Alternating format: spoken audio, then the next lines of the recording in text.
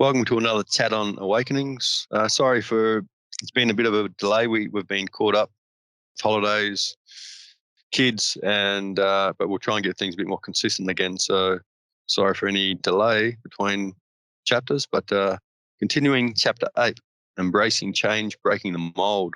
So this is basically about breaking out of habits and stereotypes, labels. I'll just read the first paragraph.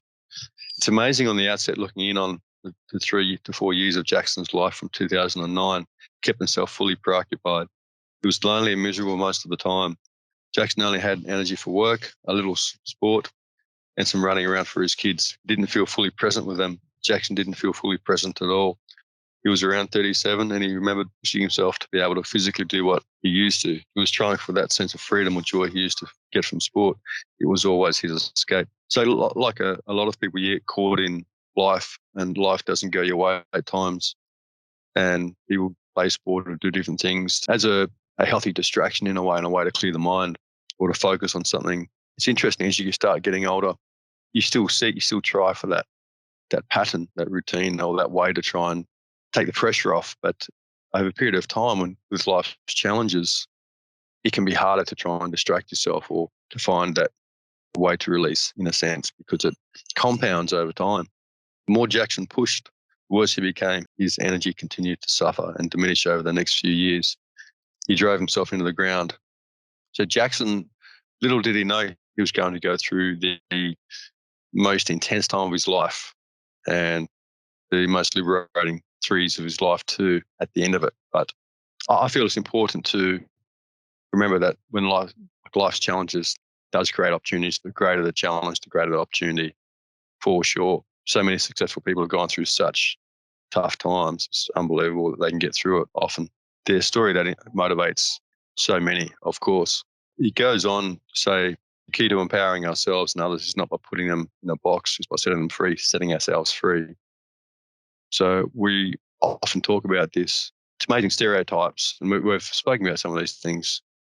These chats are similar, going a similar way in a sense that stereotypes is a way of accepting your habits or traits or certain things. So I feel that's an important step to accept the way you are or certain traits.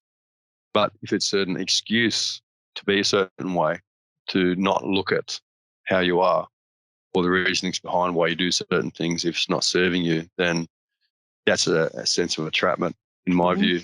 It's like, well, that's just how I am. It's just how I'm born. With anxieties or PTSD and all the labels that they put on people, my opinion is just labeling a misunderstanding within yourself, in my view. So even anxiety, I saw. Hey? Your psyche starts believing it. If you keep saying it, your psyche starts believing it and acts accordingly. Yeah. It's a sense of relief I feel to think, okay, I suffer from anxiety or, there might be resistance initially, but then it's like, I'll take this medication. I feel society just normalizing inadequacies and failures. And the reason I say that is not because of, I'm not saying people are inadequate. I'm saying people should not believe that they're inadequate and that they don't have control or that there's no way through. I don't believe people should think that for 1 second. And I mentioned to you, I don't think I mentioned in the chat, I mentioned to you not long ago that I saw on the side of a bus an advertisement saying, he said that she was an avid reader and she lives daily with anxiety. And I think that's shit. I really do. To put it plainly, so what do you do? It's like, that's this condition that I have. And I can say that. And like, I don't have to be a psych to disagree because I've suffered from anxiety before where the idea of something, it's like your body reacts to it and you're trying to be a certain way or like certain things within yourself you don't accept and the imagination over a period of time, especially when you accept anxiety or depression, the imagination, in my experience, just keeps expanding. So the capacity for you to suffer from anxiety increases unless you shut down your mind or you take medication, that sort of thing. And I'm not saying medication's all bad. I'm just saying that's not the end goal. So live healthily, you like eat well and sustain your body as best you can and look after it rather than using chemical reactions. And the energetic healing that I do, I've done some healing on people that are taking anxiety tablets, and it's interesting because I can feel energetically how it shuts down the energy coming through the crown, is what I feel. And that disables or minimizes the processing of energies. And it's all energy. Like even quantum physics, it's all energy. So if you shut down the energy coming through, then it's like you're turning down, like let's say someone that's very in tune and very aware, very intuitive. Their system's like a massive waterfall, and they flush everything out. That they process things very quickly. From what I feel, turning down, like taking medication or anxiety tablets or minimizing or shutting down your awareness, it has a real feel, a result of shutting down the processing. So that potential waterfall coming through your crown to flush yourself out energetically, it just turns it down to a trickle. So you're not really processing. If you don't process, then you can't really escape the whole process, the whole system in a sense. And I feel it's a bit of a conspiracy theorist in a way, but you have to look at the patterns of what society is trying to normalize. I was just thinking, I think with a lot of these anxieties and stuff, I think people are too quick to write off normal emotions and feelings, such as, I'm nervous about something, or, you're going to do something that you don't normally do. You're feeling a little bit nervous about it and stressing a little bit about it, but that's normal. And I think people are getting scared of feeling that and then writing it off as anxiety. And because I'm feeling this, I need help and medication. And it's actually normal. Yeah, exactly. It's normal to be nervous about anything new or a race or where you're challenged. That's absolutely normal. And yeah, you're right. People think there's something wrong with them if they're not constant in the way they feel. And it's amazing how quick people are looking to get a diagnosis. Well, everyday emotions that people go through. Yep. I think way too many people, and especially the young ones, because they keep hearing these words, depression, anxiety, all the time. They get a little sense of something that they don't normally feel every single day, and you think, oh, it must be anxiety straight away. But trying to toughen out a little bit and just live it and feel it and experience it. Yeah, I know people, have spoken to people that are in the health professions, and some of them are just very quick to say, oh, you're showing signs of depression, should go and see a doctor. Then they go and see a doctor, they get tablets straight away, And I'm not saying don't see a doctor, but it's amazing. Like everything we're about, society tries to tell the opposite, like self-inquiry, discovery, and there's no accountability, I feel. Minimal anyway.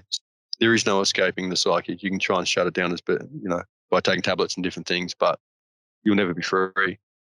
I really feel one could quite easily misunderstand what I'm saying by saying, oh, you feel anxiety is not real.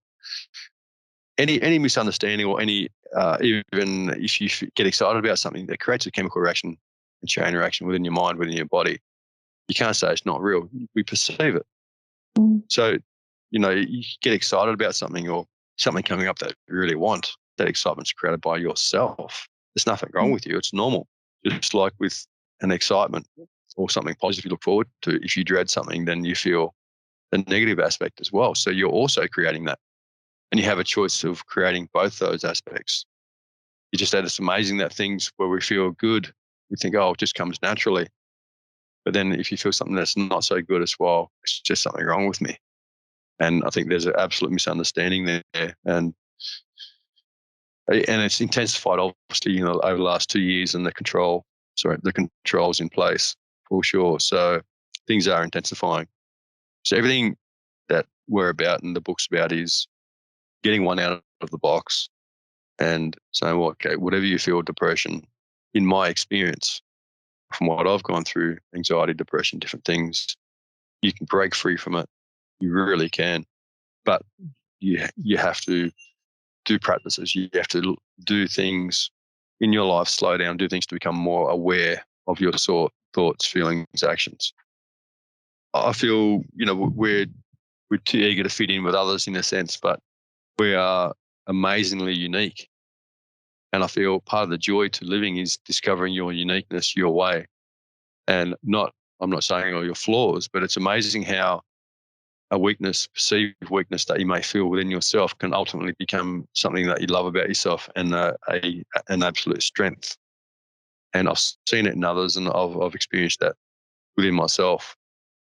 The fourth paragraph talks about this, where it says that the risk of categorizing people is it may lead us to accept that this is just the way we are. Mm. Personality traits show patterns. It is not who we are. It is merely a stepping stone. It's important to discover ourselves and understand certain experiences, but ultimately, we're not victims of circumstances. These experiences show us aspects of ourselves, which, if you look hard enough, will lead you home to your heart.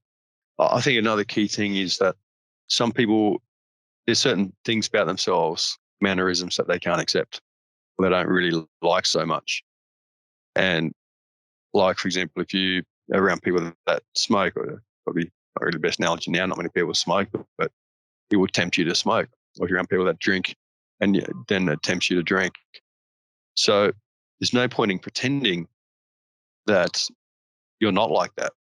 It's about discovering your urges, where you tend to gravitate towards, and the temptations that you feel in certain circumstances. And I feel knowing yourself and your personality, it can give you signs and ways through to discover more about yourself. And that's not by pretending that you're around people that drink, that you're not going to drink. You might be tempted, because you know you will, if that's been your tendency. And if you have certain addictive personalities, know that you have an addictive personality. And it's not all bad, because that you can put yourself in circumstances where you're tempted to do something that afterwards you may regret. But if you have an addictive personality, if you got into training, for example, or exercise or something, you could absorb yourself into something that can transform your life. So instead of pretending that you're one way or another, look at your mannerisms and then take action towards something that benefits you and your psyche, your body. So addictive personalities can be fantastic athletes, Mm. or you can become obsessed, get into whether it's camping or discover survival skills or certain things. So that unraveling and discovering your psyche can be absolutely amazing. Can redirect the energy into something more positive. Exactly, channel it. That's so addictive personality, for example, if you're training and you're feeling really good and getting results within your body and your physical appearance, and then there's no way you'll do things to jeopardize it once you start seeing results. So yeah, for sure, it's about channeling how you are and utilizing what you have access to. And as you Mm. do that and to accept rather than deny aspects of yourself, you'll have access to more of yourself, and you'll discover you can do other things. It's quite an exciting journey. Mm. If you get out of that self-defeating cycle or pattern of these aspects, that can become one of your amazing strengths. I've been watching a Netflix series on Bruce Lee. The story goes, he comes across pretty arrogant and he wants to be the best, number one, but then has absolute belief in himself. And he starts transforming and the way he thinks, and discovers things within himself in a profound way, and gets into philosophy and transforms his life. And people that judged him said he was cocky. He's very confident, but he was pretty amazing in his views. It's easy to reflect back and go, wow, he was something special, something different. But we all are. We all can be like that, and in our own unique way, because there's no one on this planet like us. We are absolutely unique, and we all have something to offer. So with Bruce Lee's story, and he revolutionized things, he changed things, and really brought his style into the world. Inspirational to see his journey unfold and see the transformation. And he did not accept failure. And the interesting thing is, he'd fight other masters. In the end, it wasn't about winning. It was about discovering and learning and merging more skills together to have the most optimum martial art. So it wasn't about winning. It was about transforming himself. And that message is absolutely profound. Really enjoying the series. I was talking to a mate of mine not that long ago, and he was talking about the voices in his head and the negativity, and that he tries to deny it and think positive things. And I asked him, so, well, the difference between negative and positive, which one's more real? The answer is neither of them are real. It's just a play, ultimately. And as long as you're falling for the arm wrestle, there's an entrapment in there, because you're in the back of your mind. If you're arm wrestling within yourself, then in the back of your mind, you're questioning, you're trying to convince yourself, what if I'm not good enough? And I said to my mate, I said, you're wondering if you're a great person, if you have a great heart. And so to come down to this, I said, why don't you deserve that? Why don't you deserve happiness, fulfillment? Why are you falling into the negativity? What's your fear? They're tough questions to ask and to answer. And I said, so I know his heart. And I said, do you want to harm anyone? He said, no. He said, do you want love? Do you want peace? And yeah. I said, what's more noble than that? What's more pure than that? So the fact that you want that genuinely within yourself doesn't mean you necessarily feel it all the time. The fact that you want that, and it's obvious that you want that, you don't truly want to hurt anyone, then those voices in your head have no grounding. They have no real force. It's just the fear that, what if I'm not a good person? But how can you say you're not a good person? You're not a loving person if you ultimately want love and acceptance and peace. That is absolutely noble. That in itself, and anyone listening, to that one person that listens,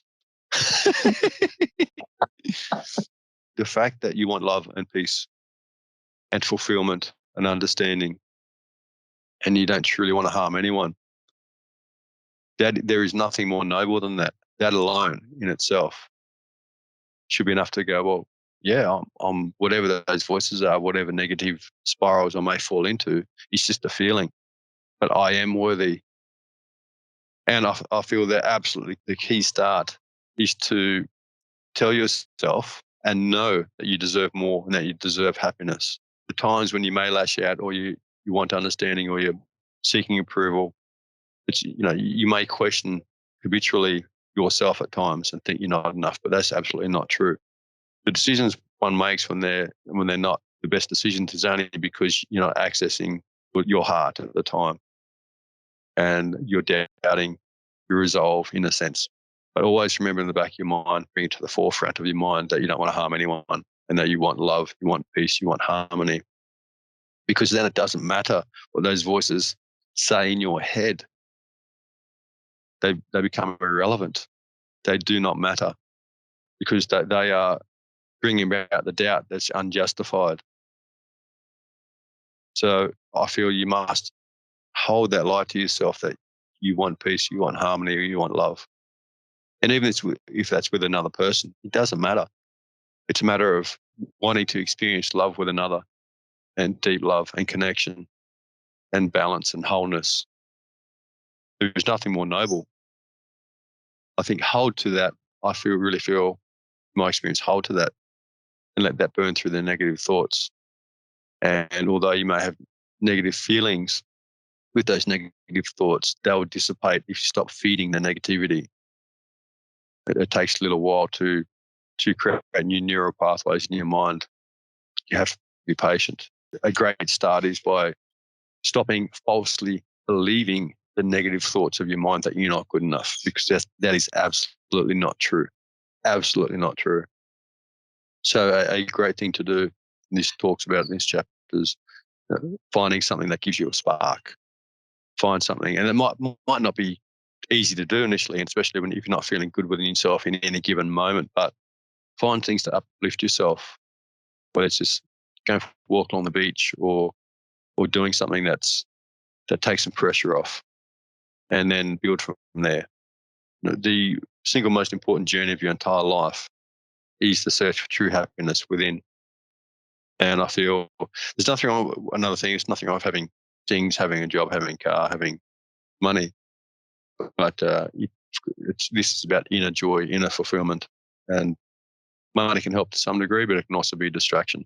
And the absolute pursuit of happiness can bring external freedom and happiness, but the internal one, there is no escaping that one. This takes awareness and practice, for sure. This chapter also talks about to decipher your own personal map to your heart, you only need to start trusting your heart or intuition, which is maturing. I feel if you can't accept the way you are, as I was mentioning before, and you're stereotyping, or I'll put it this way, it's a better way. If you can't accept the way you are, in a sense, your mannerisms, your habits, then you're not discovering your uniqueness. And then that may, in turn, limit your intuition because you have a certain perception of yourself that you can't accept. So that's going to alter your intuition, because your intuition is based on your feelings and understandings from everything that you have access to. So I really feel if you can't accept yourself wholly, then you're minimizing the intuition that you can access within yourself, because there's certain things within you that you cannot accept. So that will taint certain divine inspirations potentially, because it's I really feel that people think may look, they're on the spiritual journey to gurus or masters or try and be a certain way, but they feel it's not realistic that they can achieve that. I really, and this is in line with what I've been saying, is that you don't become someone else, you become yourself, the truest version of yourself, the deepest, purest version of yourself. And anytime that you may trip along the way based on your habits and your ways and your conditioning, it gives you insight into things for you to work on. And I think I feel a lot of times people project that and tell others what to do, what they need to work on, but their journey's not unlike yours, but it's their journey. It's similar, but not the same. And that's why, the core issues on becoming aware, or the core points, I should say, is the same. The medicine's the same in a sense. It's just a different dosage. Doses are different based on your personality. I remember when I was playing sport, I wanted to be the best, like playing rugby league, and I'd ask a strength coach, okay, what should I do in the gym? What should I do? And you say, oh, okay. You say you need to do this, and this. I go, okay, yep, fantastic. And a week or so later, I talked to maybe one might be a gym coach and one might be a sprint coach. Oh, you need to do less weights or less of this, more of this, plyometrics and other things, power training and all different types of things. So I asked a number of people and other people that were experts in their field, and I got different answers with everyone. And I found it pretty confusing. And obviously when you get old like me and age, you realize that everyone has their own way. And part of the fun and joy of living is discovering and experimenting and trying a number of different things to see what your body responds to. It shouldn't become a burden. It should become a joy. It's an experiment. It's the great experiment. That likewise with the spirituality.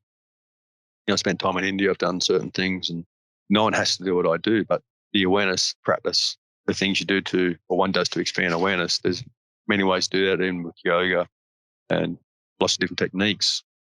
Just about finding the one that suits you, that will motivate you, that inspires you. So all these things that develop spirituality and awareness, they're all in alignment with each other. So, and that's why I don't push necessarily what I do.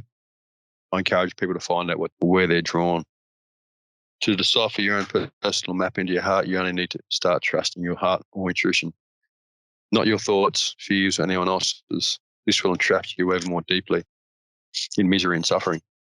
I think it's a good thing to ask people that what they feel and what they may do.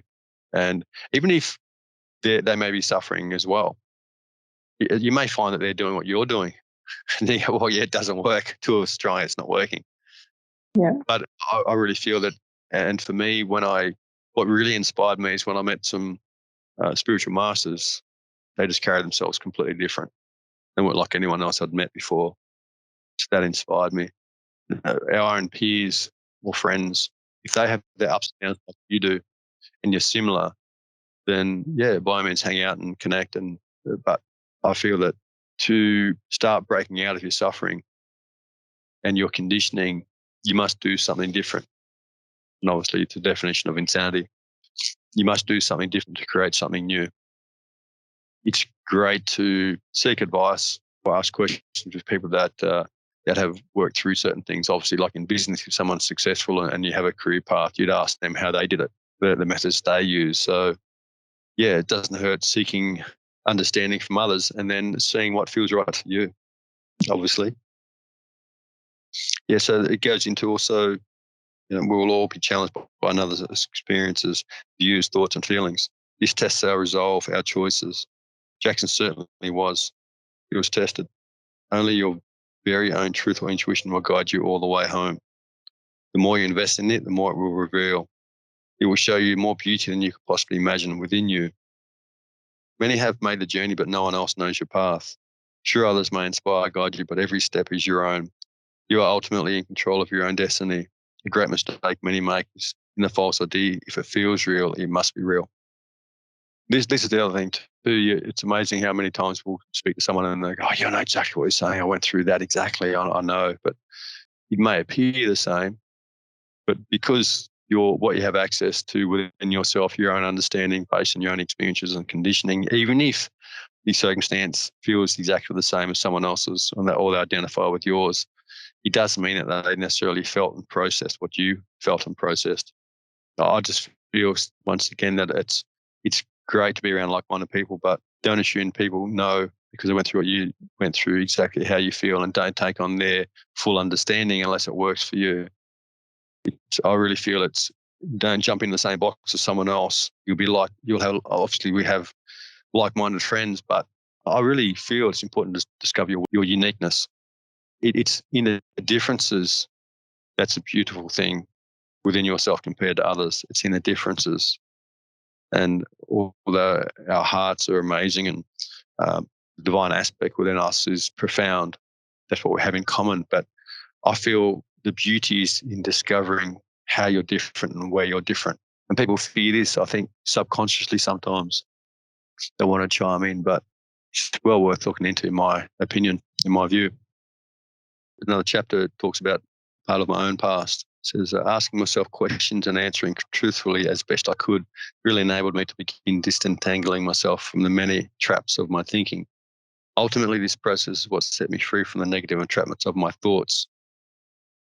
When I tasted my heart for the first time, I realized that no thought could ever alter the truth of my heart. I discovered something very beautiful. It is only the belief in our thoughts that bind us. Therefore, it can only ever be our own personal journey within. We cannot blame another for our thinking. It makes no sense. So it's pretty profound that it's our false beliefs in our thoughts that bind us, that restrict us. We must question everything that restricts us and all our thoughts that bind us, I truly feel. It's amazing how often we blindly believe thoughts without questioning them at all.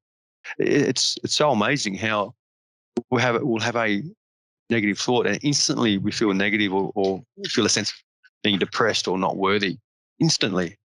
It's amazing how powerful we can become to create such a chain reaction in such a short period of time. It has to be questioned. If you're not always feeling good within yourself, or if things linger anywhere, thoughts, feelings, or negativity lingers, you must investigate that. What other choice do you have? You have to investigate. And if you don't, you're setting up a neural pathway that's almost instantaneous with a particular thought that doesn't serve you. You have to. I truly feel you must become aware of these things and question them, and always go back to the point that within your heart, you want to harm no one. You want peace and you want love. So I feel that you must always remember that. And this is about getting out of autopilot. This is really what it's about. So the autopilot becomes so automatic that you feel like you're a victim of your own mind, of your own thoughts.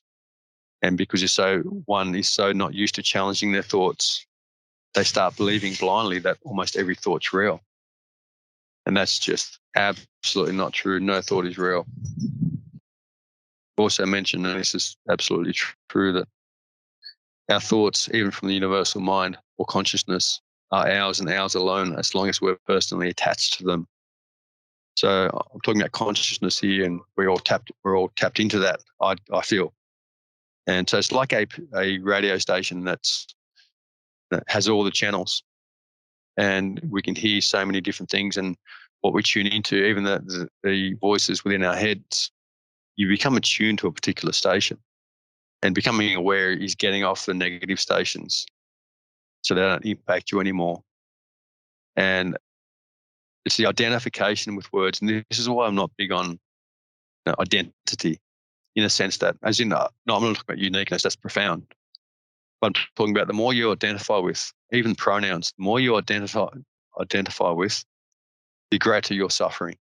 And you talk to, if you hear any master or any great being or any great teacher, any wise person, they'll say the same thing. The more you identify with, the greater you suffer, the more you suffer, because you're picking and choosing on more of this, less of that. This is no good, that's good. And there's misunderstanding around almost all of these things. Well, I'd say all of these things. If you're creating boundaries and division and duality, that is an absolute misunderstanding. And it's hard to get your head around, but that is how it is. The more you identify with, the greater your suffering. So it's learning the art of non-attachment. And so it's not about losing your identity, it's losing your duality. It's more to the point. And I feel that's not really said. No one really says that. But the more you identify with, the more duality in your life you have. Duality, another word for that, is disconnectedness. This is how I perceive things. The more disconnected, more identity, the more disconnection, the more suffering. So the more you divide something, the more things cut up in little sections, little boxes, little pieces. There is no oneness in that. There's just exclusion. Eh? It's kind of interesting though, because a lot of people seem to attach labels to themselves to feel like they belong with something or some sort of community or some sort of, where they might find camaraderie. So in some instances that might sound quite contradictory. Yeah, it is. I feel like it's for a false sense of belonging, Mm. and it's also a way of not being responsible, and what a relief that feels. But it's a trap, because if you're not responsible, it's just the way you are, or you belong to a certain group, or there's a label you identify with, you can let go, and initially there's a I can accept now, I can understand myself. It's just there's something wrong with me, or I just suffer from this. So there's a momentary false sense of relief, in my opinion, and it's like you're free falling almost, and you hit a ledge or you land somewhere, and okay, good, but that ledge has limitations in the end. So I'd rather free fall.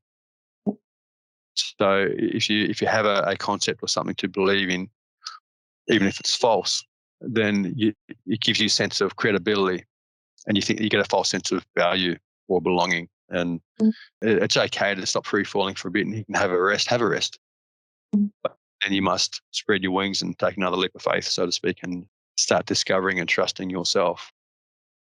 Because as long as you have a false sense of belonging, and you belong somewhere or with a particular group, or you're suffering with PTSD or this or that or anxiety or depression, whatever it is, you're disempowering yourself, and you're accepting that this is the prison that you're in my view.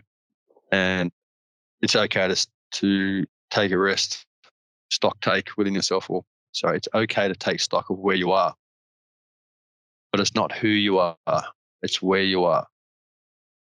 And within myself and within my being, my entire life, I never wanted to accept that this is just my life and this is just suffering. I couldn't accept that.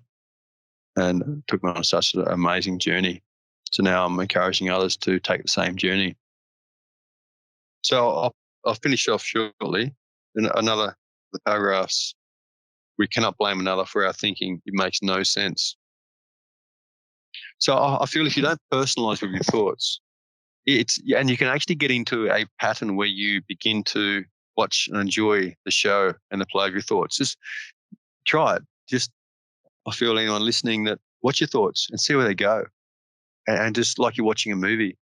And it's amazing when you start watching your thoughts at times, they'll just duck and weave. And instead of getting drawn into them personally, watch them and see them dance and see them move and see them try and fool you.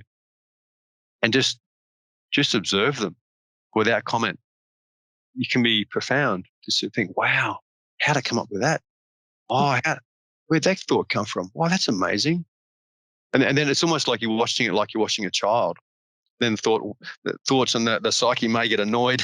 It's like, "Rah, rah, rah," no, don't. That doesn't want to be found out in a way, but you can sort of think, wow, where'd that creative spark, where'd that come from, where'd this come from? Or, you know, when you get beyond the mundane negative thoughts, the creativity and the potential in your thoughts, because it's not about, I don't feel, about not thinking, or it's not fully shutting down the mind. It's about experiencing it in a new way, and you can actually enjoy the creativity it comes up with, and you can go from negativity to creativity if you allow it. That may take some time, potentially. Depends on how much one is suffering. So just finishing up, it says, written that life will always affect your emotions to a degree. But until you stop losing yourself in the emotion, not questioning it or reliving it over and over, possibly blaming another, you're still trapped by a false idea. This idea would have you believe you are a victim and that you are powerless to change anything. It's true, people may reflect our thoughts of ourselves, although being interdependent, we are individually in control of our life or happiness. But unfortunately, our thoughts are mostly out of control. We need to realize this before we can truly start maturing and breaking through our false ideas. Only then can we set ourselves free. So that's the final paragraph of that chapter. So anything to add, Linda, on? Not at the moment. Thank you. So, yeah, learn to watch your thoughts, discover your unique beauty, learn about your habits and mannerisms so you can use them and channel them in the right direction to break yourself out of any negative cycle or to improve your life, and use your God-given gifts and uniqueness. Find a way to channel that, a way to enhance your life, I truly feel, rather than trying to conform. And it's okay to get a sense of yourself, or even on some level, if you must, have a stereotype, but that will give you insight into yourself. Don't stop there, I truly feel. One mustn't stop until you see through your suffering or negative thoughts and break into a better cycle, and where you learn to love yourself on a more deeper level. And once again, you are worthy for the fact that you want love in your life and you want peace and harmony, and you don't truly want to harm another. That is enough for you to question every negative thought within your being. That alone is enough. So I urge you to sit with that, process that, hold that close to your heart, because you deserve more. We all deserve happiness.